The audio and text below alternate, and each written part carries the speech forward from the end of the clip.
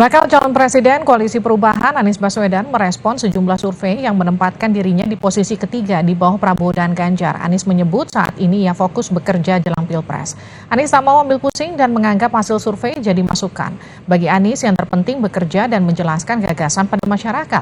Anies justru mempertanyakan hasil survei yang dirilis apakah untuk kepentingan tertentu dan membentuk opini publik. Yang penting hari ini itu bekerja, menjangkau semua, menjangkau masyarakat. Pilpresnya masih bulan Februari. Jadi hari ini hasil survei apapun adalah feedback. Tapi bagi kita yang penting adalah kerja terus, menjangkau terus, jelaskan rekam jejak kita, jelaskan gagasan kita, jangkau semuanya. Dan bagi survei-survei itu juga menarik sebenarnya buat saya. Kalau pilpresnya itu bulan depan, ada survei tiap minggu, maka itu wajar. Tapi kalau pilpresnya masih 8 bulan lagi, terus tiap minggu ada survei, kadang-kadang saya berpikir, atau ada pertanyaan, ini survei menangkap opini atau survei untuk membentuk opini?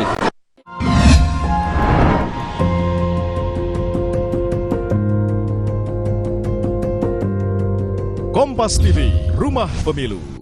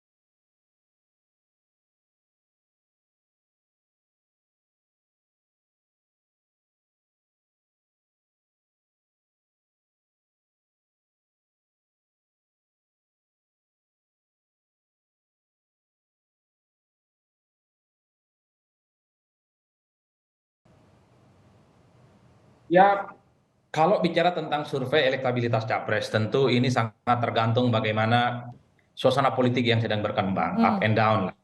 Kalau kita melihat konfigurasi politik secara umum, Prabowo itu memang kuat di tahun 2020 dan tahun 2021. Karena memang Prabowo Subianto ini memiliki bekal elektabilitas yang cukup panjang, ikutan selama 3 kali. Tapi memasuki tahun 2022, Ganjar mulai melejit dengan berbagai aktivitas politiknya yang cukup luar biasa. Bahkan ketika Ganjar berselisih dengan teman-teman internal PDIP, itu turut menjadi insentif politik elektoral yang kemudian terus mendongkrak elektabilitas Ganjar sepanjang tahun 2022.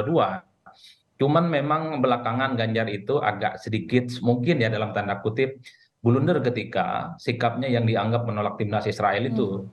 Itu yang kemudian membuat kenapa Prabowo Subianto yang jaraknya agak jauh di tahun 2022 itu secara perlahan mulai menyalip Ganjar Pranowo karena dua faktor. Pertama, Prabowo ini mendapatkan endorsement yang relatif terbuka dari Jokowi. Jadi itu yang variabel kenapa Prabowo agak sedikit naik. Dan pada saat yang bersamaan Ganjar ini blunder sikap politiknya. Oke.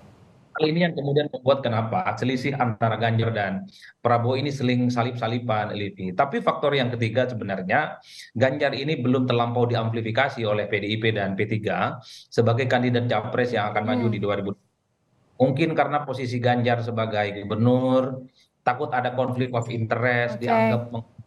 dianggap mengganggu kinerjanya, yang dianggap nanti dikritik sebagai abuse of power dan seterusnya. Hmm. Makanya tidak dijalankan kalau gerakan politik Ganjar itu cuma Sabtu dan Minggu. Jadi belum terlampau kelihatan maksimal.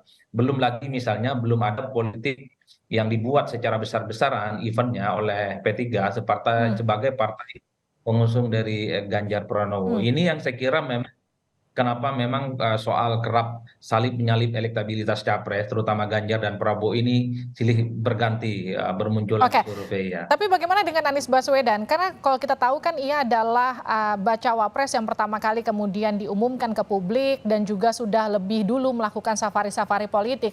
Apakah memang pergerakan mesin parpolnya masih belum optimal untuk mendongkrak elektabilitas capres ini? Kalau saya sih dua hal. Pertama memang Anies ini agak sedikit telat panas. Dulu ketika diumumkan sebagai kandidat capres dari Nasdem di bulan Oktober, publik berharap ada data-data pembanding yang kemudian disodorkan sebagai tawaran alternatif sebagai sebuah pembaharuan dan perubahan di negara ini. Tapi nyatanya itu tidak terlampau disodorkan. Bahkan kubu Anies ini panasnya ketika Joni Plate baru ditetapkan sebagai tersangka. Hmm. Jadi orang agak sedikit ilfil sebenarnya dalam Oke. konteks melihat narasi besar yang diusung oleh perubahan. Nah, yang kedua, Livi, di luar apa yang disampaikan Hmm. oleh Mas Denny tadi, saya melihat Anies ini tidak terlampau kuat sosoknya dijadikan sebagai simbol oposisi. Hmm. Anies ini berbeda secara total dengan Prabowo Subianto. Prabowo sejak 2024 sampai 2019 saya kira simbol oposisinya kuat, mampu mengonsolidasi begitu banyak kekuatan-kekuatan politik, Hmm. mampu menyatukan kelompok-kelompok yang selama ini anti dan kritis dengan Jokowi. Ya. Mengingat Prabowo ketua umum partai, elektabilitasnya tinggi, dan Gerindra saat itu adalah partai politik yang selalu langganan tiga besar. Anies tidak terlampau kuat figur oposisinya. Mhm. Anies hanya mantan gubernur DKI Jakarta satu periode diusung oleh partai politik menengah ke bawah. Oleh karena itu, ketika bicara apapun terkait situasi politik nasional, rasa-rasanya itu selalu gampang untuk dimentahkan oleh kubu Oke. pemerintah. Ini yang kemudian membuat Pak Anies sepertinya agak kesulitan membuat satu diferensiasi politik sebagai lawan tanding yang selama ini selalu dihadap-hadapkan dengan Jokowi. Oke. Semakin ada Jokowi, maka semakin sempit pula ceruk pemilihnya di tengah approval rating terhadap pemerintah yang saya kira cukup luar biasa. Yang terakhir, Anies ini nggak ada gunanya nyerang Jokowi, karena Jokowi udah nggak maju lagi di 2024. Kalau mau nyerang, seranglah Ganjar, seranglah Prabowo Subianto. Nah itu akan Oke. apple nantinya.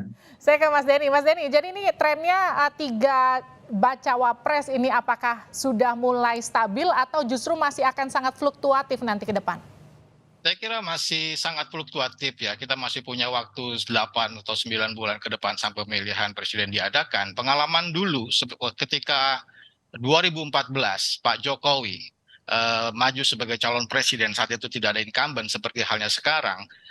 Itu juga sangat fluktuatif ya. Ada perubahan bisa sampai 10% lebih dalam waktu 7 atau 8 bulan. Jadi saya kira kita masih akan terus lihat pacuan kuda ini sampai 8 bulan ke depannya.